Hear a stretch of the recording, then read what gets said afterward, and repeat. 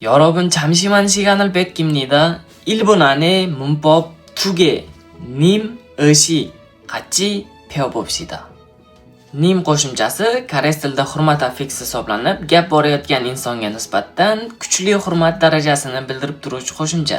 Ot so'z turkumi bilan birgalikda foydalanish mumkin. Ishi qo'shimchasi esa faqatgina ish harakat fe'llariga qo'shilib, hurmatni ifodalovchi qo'shimcha. Agar bugun oxiri umdosh bilan tugasa, ishi, uli bilan tugasa, shi ni o'zi qo'shiladi.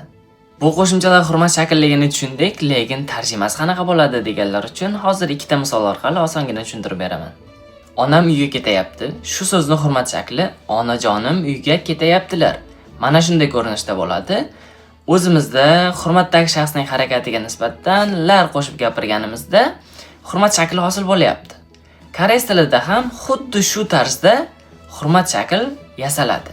Misol uchun, 어머니가 집에 갑니다. Onam uyga ketayapti. 어머님은 집에 가십니다. Onajonim uyga ketayaptilar. Farqini tushunib olgan bo'lsangiz, videoga bitta like bosib, koreys tilida grammatikani yaxshi bilmaydigan do'stingizga yuborib qo'ying. Keyingi videolarda ko'rishguncha xayr.